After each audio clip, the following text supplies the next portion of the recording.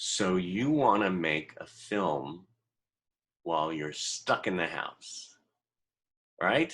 So we have someone here today who is, I watched clips from his films this morning, and they're incredible. In fact, I want to be in one of his films. He's so damn good. Mr. Jared Hillman. Hello. Thank you. I felt like Oprah when I did Mr. Jared Hillman. How are you? Good. Thank you. That was a very kind introduction. I really appreciate it. And I'm happy to be here to, talk a little bit about making films, and especially making films when you're stuck at home and with few resources, fewer than even you'd normally have to make an independent film. But when you ask how I'm doing, I will say, getting involved in projects, personal projects, creative projects, whatnot, it's been really helpful to getting through the anxiety and occasional boredom, definitely fears, all the feelings that are going on right now for me personally, speaking from my personal experience, you know fears that we're all sharing. But from my personal experience, it's these creative projects like making a film that can really focus you in on something else and be cathartic and therapeutic in that way. Yeah, I agree. I mean, thank God for this. Thank God for Performing Arts Studio West and being able to connect with people like you, because it keeps me sane at this time. Or it although some people think I'm insane, but But it is important to be doing either things that are as close to quote unquote normal, like, continuing the classes going, and or focusing in on some kind of task or project. Exactly. Exactly. And I was on Facebook, I think it was last week, and I was looking at yours and your honey, Natalie Lander's Facebook, and I saw, one week I saw one video. It was a music video, which was brilliant. What is it? What is it called? Quarantine? The music video is called Sit Back, Relax, and it's a parody of a song called My Neck, My Back. There's some explicit lyrics in the original song, but this is a parody version, right? Encouraging people to sort of lean into quarantine and make the most of being able to relax if you're so lucky to just be home safely. So Sit Back, Relax is what you could look up if students want to check out the first video we made. Because the reason we're talking is because my wife Natalie and I sort of got inspired to make some videos while we're here at home. The first of them, like David said, is this music video, which is hysterical. I've seen it several times, and it you need laughter at this kind of time to keep you going. And I turn it on in the morning. I go, okay, I can start my day now, because it's so true too. Great. I'm so glad. I mean, that was one of the goals of it, was to bring laughter during this time. We needed it, so we made it to laugh while we're making it, and hopefully sharing that and putting it out there, letting other people laugh too. And you can find that if you want to look that up to check out what we're talking about. It's on a couple platforms. It's on Facebook for Natalie Lander, who's my wife. She's an actor, and she put it on her Facebook page, but also on YouTube. If you look up Sit Back, Relax, or Natalie Lander as a channel, you'll find it there. She is one of, by the way, she's one of the funniest actresses out there. And credits, I mean, of course, you probably all remember her from The Middle. But voiceover, this, that, and it's just incredible. I was thinking about it, and just the way you are in person, the two of you, as well as working together, it's like truly puzzle pieces fitting together. Thank you. Thanks. I think we feel that way. We feel that way in our relationship, and when we've gotten the opportunity to work on little things together, we feel that way too. So I appreciate that. She has an Instagram, Natalie_Lander, where you can see the videos that we've been making. And I think I might have mentioned this already, but YouTube, her channel, has it as well. And I'll actually talk about that a little bit as we talk about maybe how people want to make their own video right now, like how to decide what platform you want to put it on, and maybe the pros and cons. Not that I am an expert on the self-distribution of things in any way, but I can just tell a little bit about our experience with it. Oh, I would love it. Before you do, I've got to shut my window because the garbage truck is outside. There we go. I think I heard a garbage truck at about 3 a.m. today, unless I was dreaming. But I was like, wow, they're really still out there doing it. You sure Thank are. goodness someone is. Yeah. Sure are. So what is it? So what is that advice for people? Okay, they're sitting here and they say, well, how can I do this? Yeah. Well, let me take a half step back and just mention the second video we made. That way, oh my God, yes. If you want to check them out.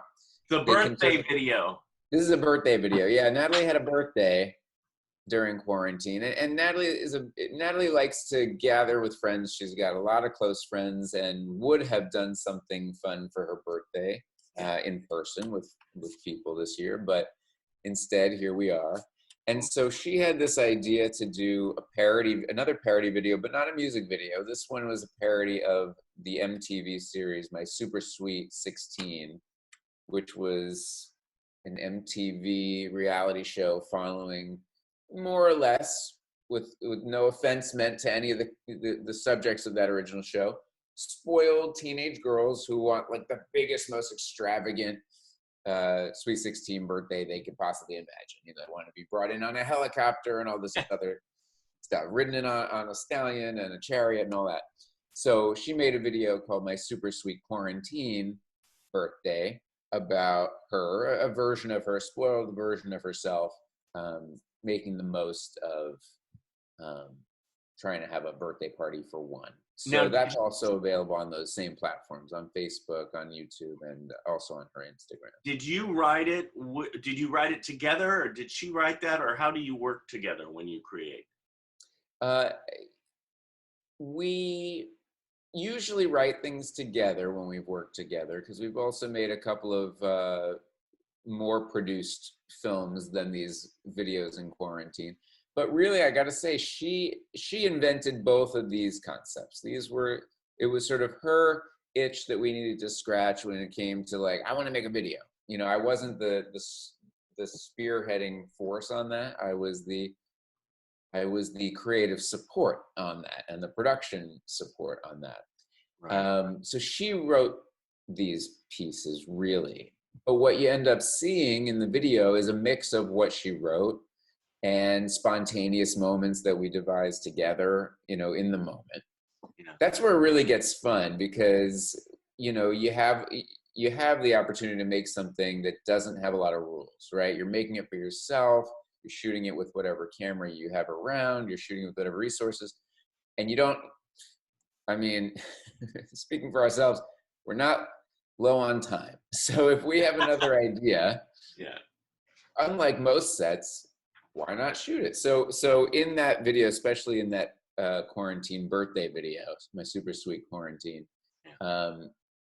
you'll see moments that we just came up with on the spot, and I think you can tell certain things feel very spontaneous, and they're some of my favorite beats in the project. When it just happens. Yeah, when it just happens like that, it's just like, Yeah, exactly. Natalie sort of had a general idea of what this scene or this moment would be. For example, she has a dance party for one, but then we're in the house and we decide, oh, it'd be funny if she gets dizzy, or it'd be funny if she dances with that houseplant, and then that idea became another idea. And so we definitely kept writing as we went. That was one of the fun things about making these videos, on your own, and without any oversight. They're for you, which so let's go to coming up with the idea. Let's start with just ideation and deciding what you might want to make. I think we talked about how nice it is that a video can just sort of focus your own creative energy.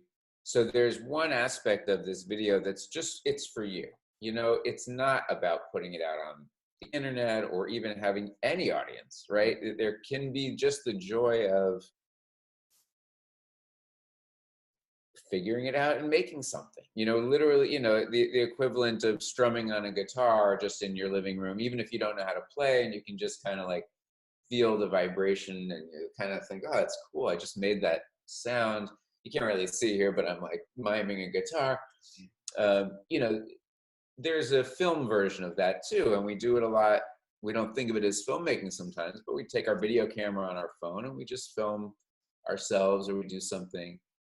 But you can make a more narrative film, or more experimental but broader than just a selfie video, and just really be doing it for yourself to feel good and feel like you're creating something, and let your imagination become something you can then see in front of you. And then of course there's the other aspect in deciding, oh, do you want to distribute this? Who do you want to, who's your audience? If you want to have an audience, I like to emphasize that you don't have to have an audience to create something, right? Even film, which we associate so much with, oh, but someone has to watch it, and view counts are so made important. But especially right now, when we're looking for ways to cope, think of one way of doing this as making something for yourself. And then additionally, whether you want to put it online and who wants to see it. So I think Natalie initially just was inspired by sitting around, feeling a little bit of guilt about can I just literally sit here? It's a weekday, and can I just sit back and relax? And her sort of modus operandi is musical. I mean, that's what she loves. So she started thinking about songs about it. And then she started to think about an audience. Yeah, what if we put out something online that was funny? Let's make people laugh. We want to laugh. Let's make people laugh. And finding that connection between that original My Neck, My Back song and Sit Back, Relax song, it was like a little hook into that lyric similarity that just opened the floodgates for her vision on that particular song. But that's doing a parody song. You might want to do something, or students might want to make something that explores a character they created. I know you had a video lesson not too long ago about creating new characters. That would be something, that would be maybe the start of an idea of what you want to make. Now, here's the thing. I mean, do you have a camera, or did you use your phone, or what? Good question. Yeah, I do have a camera. It's an old camera. I mean, meaning it's probably a 10-year-old camera, right, which in digital cameras is old, but worked quite well for us. You can definitely use your cell phones, obviously. In fact, the picture quality is great, so I would recommend it. Yeah, right now you're really looking probably at when you're creating the idea or coming up with the idea of what you want to say. It's good to, at the same time, think about how you're going to produce it. When I'm writing a script of a short film that I'm going to produce with a crew and bring to a film festival, that's a lot different than what Natalie is doing to invent here when we're planning to do this, just the two of us, with just the resources we have. So yeah, it's good to think about whether you have your phone. Do you have a tripod, or are you going to have to use your laptop screen like this, or are you going to have to prop your phone up on a creative ledge and things? These may be things that affect how you want to tell the story. They may affect what the story is that you want to tell. So luckily for us, we have a tripod and we had a camera. Although we also made a birthday video for some friends. We used our phone camera for that. We have a little bit of, we have like a ring light for selfie style and tutorial things. So we did have that resource, but you don't have to have that. It's important, to think about, even if you're just doing this totally by yourself, if you're at home and you're completely the only one making this video, you can't expect that you're going to be able to wrangle a parent or a roommate or anyone to necessarily be involved in it. So you may just be all by yourself.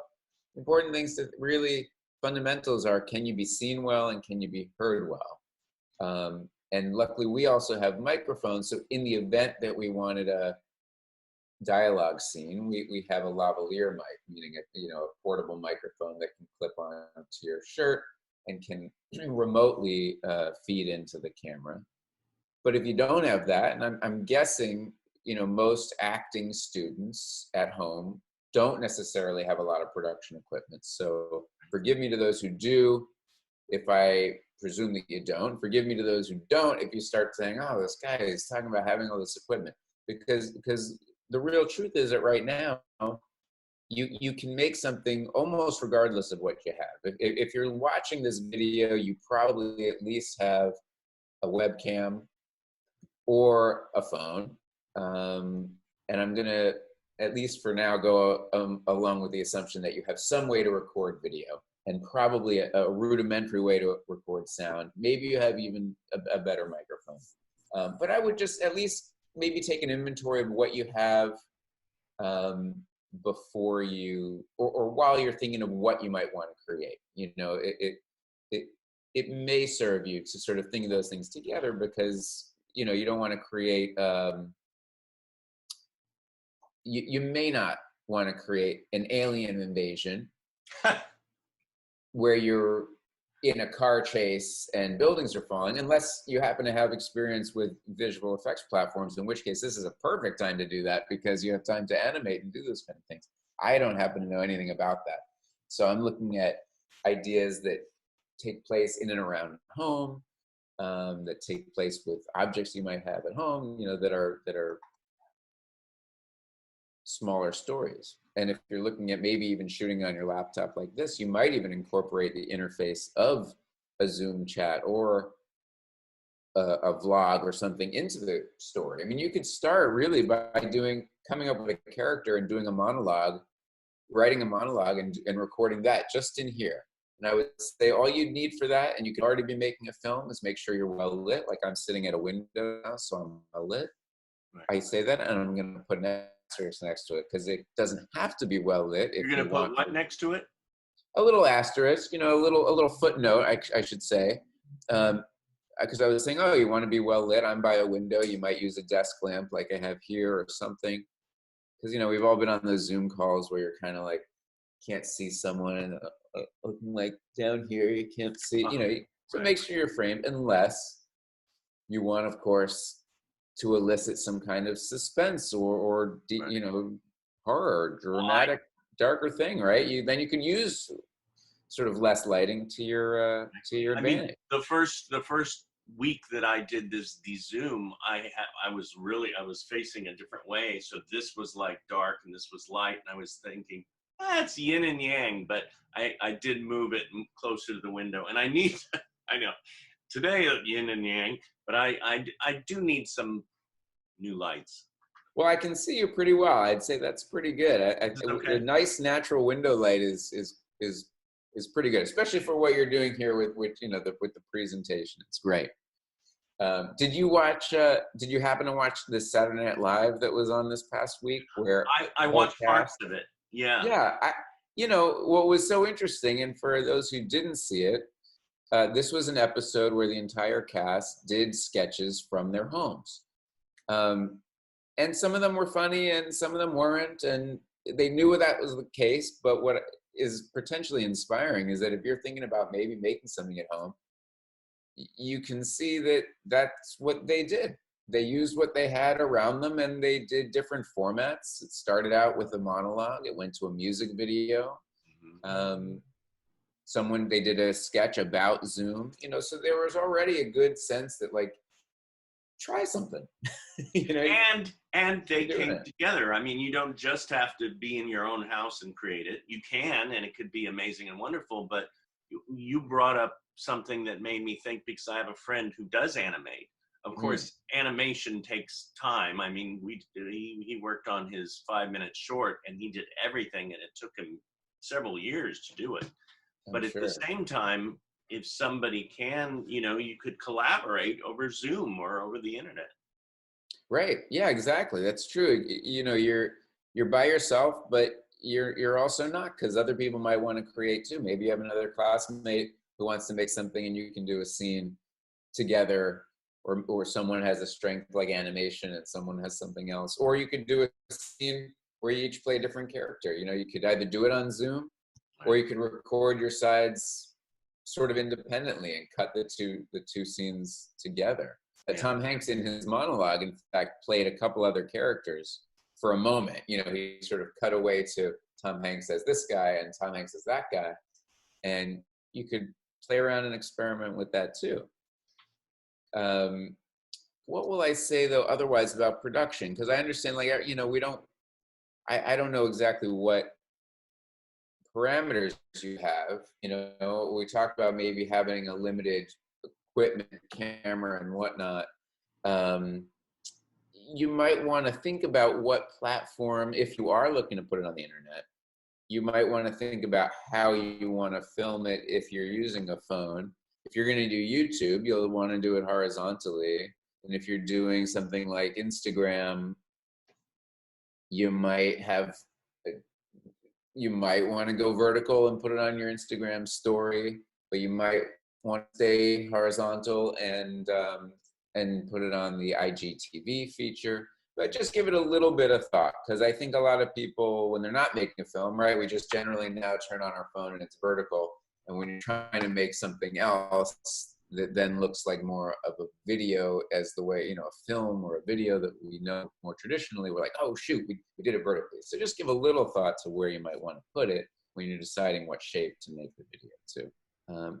And then the content can be anything. It can be humorous, it can be a parody of something, or it can be, you know, original character scene, again, where you play both characters, because why not? There are no rules. Or you collaborate with someone who's either at home or out there on the internet, another classmate. Well, what you're saying too, and what rang a bell with me, which I fight within myself sometimes, but as I'm getting older, and hopefully before I'm go into the next life, I'll learn it, is to trust in yourself and your own talents, and um, allow them to create, and just throw it out there, That's right. because if you're enjoying it, other people will enjoy it too. Not everybody, but you never know. That's right. And you have to sort of ask yourself, especially when you're making something in a circumstance like this, you know, the reasons why you're making it are varied. And like we said at the beginning, it's not even necessarily just to entertain other people, but it's for you. And if you do want to entertain other people, which I think is usually the goal of actors, right? Usually, although I want to encourage you to be able to perform just because it feels good. Yeah. But if you want to entertain other people, yeah, I think if you're enjoying it and you're laughing, there's a chance someone else will. Like you said, it may not be everybody, but someone else will find that funny, or someone else will find that enjoyable, Well, and that's enough, you yeah, know. yeah. And some people, I know one of the students said, well, I had trouble with the meditation class the other day. Other people loved the meditation class that we did. But in a way, connecting meditation to this is, sometimes as a meditation, I cook. I Mm-hmm. make my soups. Or this can be a meditation. I mean, it doesn't have to be like, it's just focused meditation of doing something that you want, which heals you. Right. And I say it for exactly that reason. Do it if you're drawn to do it. You know, Right. don't watch this and say, "Oh, I really should be making a film right now," or "I should make this." You know, do it if you feel really drawn to say, "Yeah, I feel like acting in something. What can I act in? Oh, I'll write something. I can film it." You know, there's like all those things that you can do if you feel drawn to it. You know, I think sometimes about slightly peripheral, but I think about, you know, certain monks who rake this sand, and you know, you think of it as a very tedious sort of process that takes focus, but that is similar to cooking for you, or painting for me, or making videos. You know, sort of zoning in. Actually, when I draw and paint, which I love to do as a meditation, I think of it as zoning in and zoning out at the Yeah. same time. And it really is even more meditative for me than meditation. And making a film or a project like this could be that for you also. And I'll say, I consider myself a filmmaker. I studied film in film school. I've made videos like this since I was little. But I will admit, it wasn't the first thing I wanted to do when this lockdown began. I wasn't drawn immediately to like, yeah, I really want to make a video. But Natalie was. And when you're lucky to, it can be a collaborative thing. You know, if you have even one person who wants to join you. So that was a nice thing for us. And once I got into doing that with her, I got into doing that with her. So we really had a good time. But getting over that hump of sort of figuring out what you want to do or if you want to do, I mean, those are tough little obstacles to overcome when no one's telling you what this needs to be. You know, you have a blank slate and you might say, oh man, it could be anything. Yeah. That's a good thing, and it's also an intimidating thing. So you might want to do something that's topical. You know, Natalie, this was on her mind, and we did 2 videos that were topical. They don't have to be topical at all. You know, they don't have to be parodies either. Well, what's so good too about this time that we have is this is good even practice for when, you know, the Disability Film Challenge reopens, and we get the new dates for that with Nick and Vicky. So, or any challenges, or who knows, you might make something during this quarantine time that you could later submit to festivals. That's right. Yeah, absolutely. Or sell to Amazon. Who knows? I don't know. That's true. That's true. I mean, this is true. It doesn't have to be, you know, it doesn't have to be a quick sketch. You could take time and make this into, you know, a more detailed project if you want. In fact, one exercise I was thinking that someone might want to do, you just wanted to say, what's the most, well, not the most basic, but I'm just thinking like, what would be a sort of simple entrance into doing this? Let's say you've never done these kind of things before and you're sitting at home. I was thinking, well, one thing you could do, in addition to potentially a monologue of a character you've created and filming it with your phone or laptop, is doing that, but also figuring out what background, and this is sort of an exercise in production design and directing, is if you filmed in your house, what background really makes the most sense. You know, when we self-tape auditions and stuff, you're usually on a blank wall.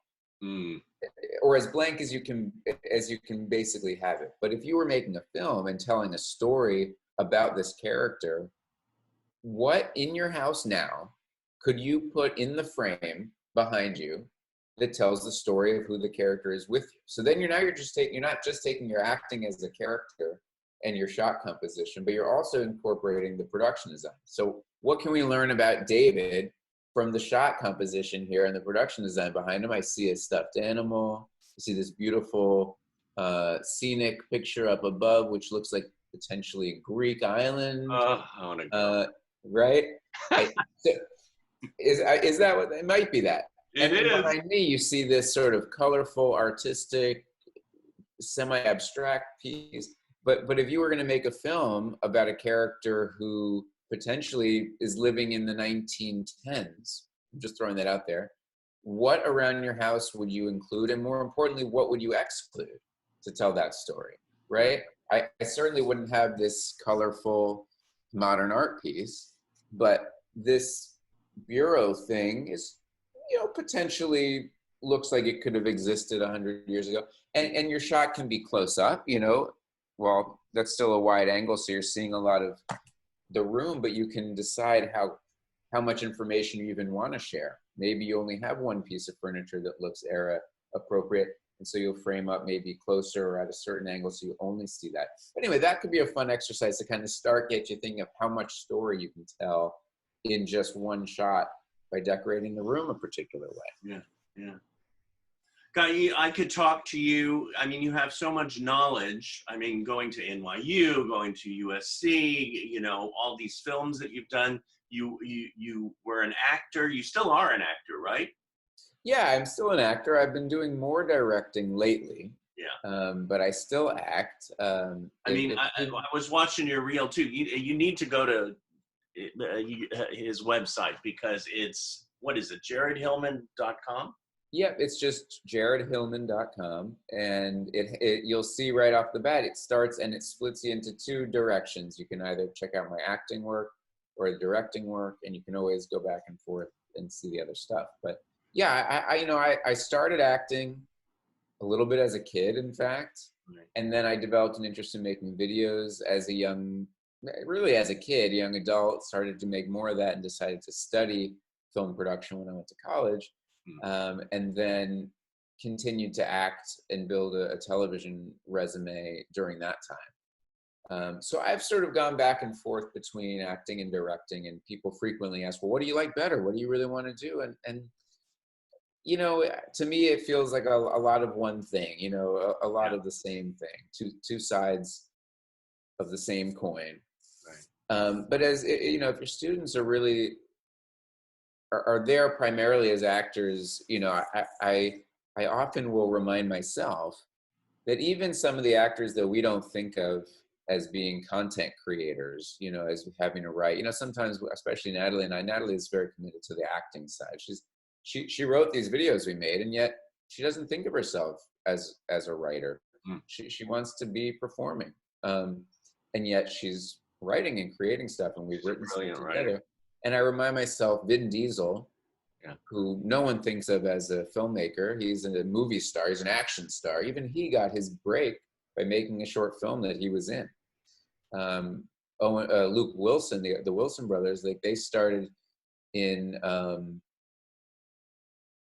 out, writing their own short, Bottle Right. Rocket, or Owen Wilson at least. Well, look And at Sylvester Stallone, Rocky. Sylvester Stallone wrote Rocky. Yep. Billy Bob Thornton, wrote Sling Right. Blade. And I feel, and anyone that started on SNL, or a lot of comedian actors, Adam Sandler, like they were writing their own stand-up. So there's like a long history. In fact, Natalie only really recently realized that her own father, who's an actor and has been an actor for decades, Love him. she like, it suddenly dawned on her. He's like, oh yeah, even he created that character he's known for, and that was him having written and essentially being a content creator 30, 40 or 40 years ago. Yeah. So I say that to empower you, to say, oh, it's not because we're not getting work that we have to make our own thing. It's like, really, that's been a history where people make their own stuff and direct and write characters they want to play. So this is a good Well, opportunity to do that and experiment with who you might want to play. and being creative beings, we need to create. So this is the time. Yeah. And don't force yourself either. If it happens, it happens. But if you That's want right. to do it, go for it. Yeah, that's why, you don't have to feel it has to be anything or reach anything beyond putting the camera in front of you and performing something or acting, any little thing out. Don't think of it as necessarily needing any other goals. Feel free to set other goals for yourself, but do it if you want to. It doesn't have to be. I do want to say, because we've talked all about this production, you'll get this footage at the end, and you may want to cut it together in a process that resembles film editing. You don't have to. You can do something in one shot or one take, like a monologue. But if you do, I would just encourage students to look into what some of the most accessible and affordable editing softwares are. Usually there's something built into your laptop that's rather basic, like iMovie on the Apple format. If you have an opportunity to check out Adobe Premiere, which is a subscription-based thing, so it's not necessarily buying hundreds of dollars for a long time. You could try it for a free trial if you don't have it. But, if you're interested in learning a little bit more about doing that, now is also a good time there are so many free tutorials about how to use those programs. So I won't get into necessarily how to cut the videos together now. I think that could be a whole other series. And luckily, they're already out there on YouTube. So students, you guys can learn how to use that if you don't already know. And there are some very basic mobile apps that'll let you cut a couple of shots together and add transitions and titles. So there are ways to do it. Don't try not to feel too intimidated if you haven't done it. And if you have done it, maybe reach out to some of your other classmates and say, hey, I've done this. So if you guys are making a video, I can show you how, or I can do some of the editing. I would guess that at least one of you has done some video editing, and maybe you want to, yeah, trade skills in videos that your classmates might be making too. And when you're doing that, you might also want to think about music and sound effects. Again, I can't go into exactly how you'll do each of these things, but you've watched enough content, right, to know that some moments feel like they need a dramatic score, or something maybe needs a little funny sound effect. That's when I was watching your reel, your directing reel, to hear all the different music for each of the pieces, and to see how polished, yet at the same time all your work breathes so much. You could see there's a flow, but there's a structure, and it's exciting to watch it and to see it and go, wow. I mean, you know what you're doing, and it's Thank you, David. I appreciate that. When the music really works well, when you want music, and especially on a reel where I'm using score from the finished pieces to kind of drive a summary of those pieces in the reel, it's great when that music just really feels like it works.